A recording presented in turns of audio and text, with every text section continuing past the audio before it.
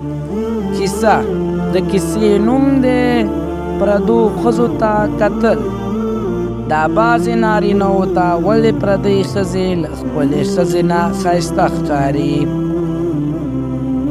یو ځوان یو مشهور عالم ته ورغی او شکایت یې وکړ چې کله مې ځان ته ښځه خوښه کړه نو ما ویلې چې په دنیا کې الله جل جلاله داسې بل ښایسته ښځه نه ده پیدا کړې، او کله مې چې کوزده وکړه نو د هغې په څېر ډېرې راته ښایسته ښکارېدې، او کله چې مې واورېده کله مې چې واده وکړو نو اوس راته زیاتره ښځې له هغې ښایسته ښکاري.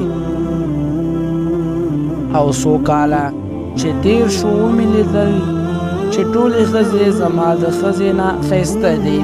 عالم ورته وویلې آیا غواړې تر دې حیرانوونکې او ترخې خبرې نه دې خبر کړم؟ ځوان وویلې هو. عالم ورته وویلې که چېرې ته د ټولې نړۍ ښځو سره هم واده وکړې نو بیا به د دې لارو کوڅو سپي هم درته له دې ښځو نه ښایسته ښکارېږي. سړي وویلې دا خبره څنګه کوې؟ عالم ورته وویلې ځکه چې ستونزه ستا په ښځه کې نه ده، ستونزه دا ده چې کله انسان ته مړېدونکې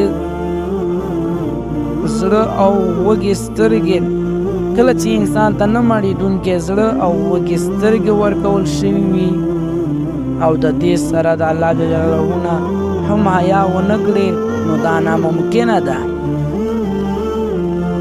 چې د سړي سترګې مړې شي مګر د قبر د خاورو نه بغیر. آیا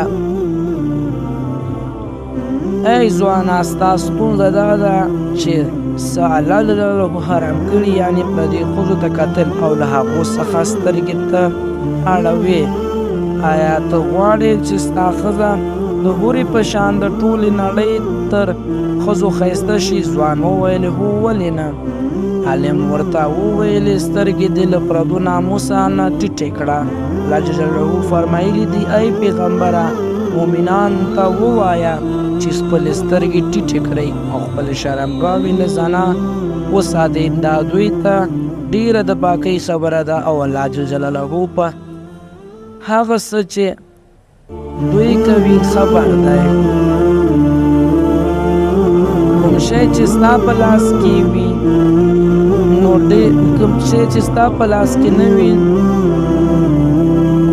نو ډېر به درته غوره او قدرمن ښکاري، او کله چې لاس ته یې راوړې استفاده یې کړې نو درته عادي وي. هغه څه چې درته الله جل جلاله نصیب کړي ترې راضي اوسه او شکر پرې کوه، ناهیلې کېږه مه ځکه ته تر هغه وخته د دنیا ښایست او سره سامان پسې ستړی او ستومانه به ګرځېږي تر څو چې دې قبر کې کېږدي.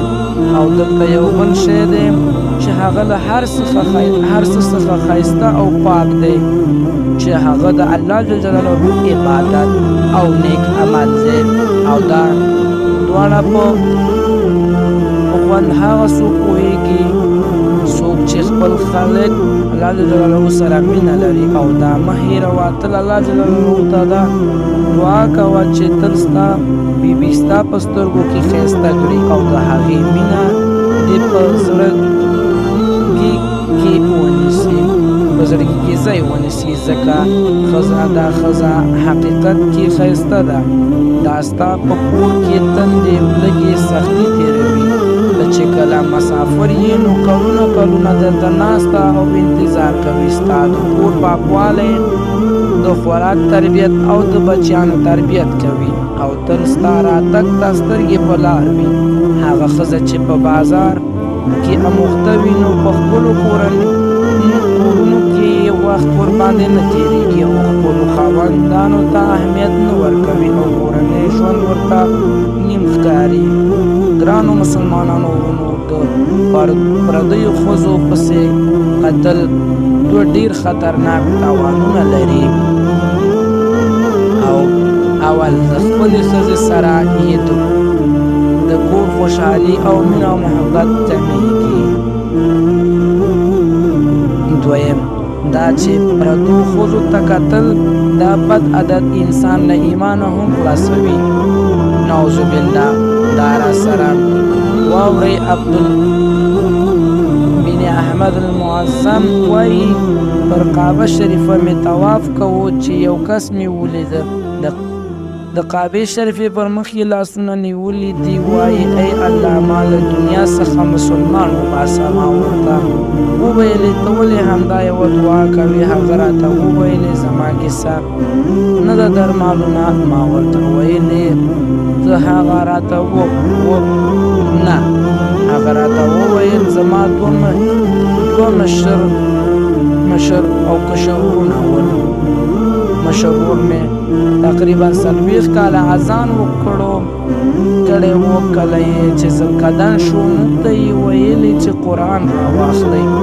من فکر وکړو چې د چپولو لپاره یې غواړي. هغه په لاس کې واخیست او ویې ویل تاسې شاهدان چې زه له دغه قرآن بیزاره یم. نعوذ بالله. په دغه وخت کې یې ساه وخته. ورور مې چې تر ما کشر و تقریبا 30 کاله به یې اذان کړی وي. د مرګ په وخت کې د مشر ورور عمل وکړو. نو زه بیریږم چې د مرګ پر وخت مې دین او ایمان وساتل شي. عبدالله بن احمد المعظم وایي ما ورته وویل چې ستا د ورونو ګناه څه وه؟ هغه راته وویل چې زما د ورونو دا بد عادت و چې هغو پردو ښځو ته کتل. یا الله موږ ته وس مه راکوه چې پردي ناموس او یا پردو ښځو ته په بده سترګه وګورو او خلکو ته وس مه ورکوه چې زموږ ناموس ته په بده سترګه وګوري.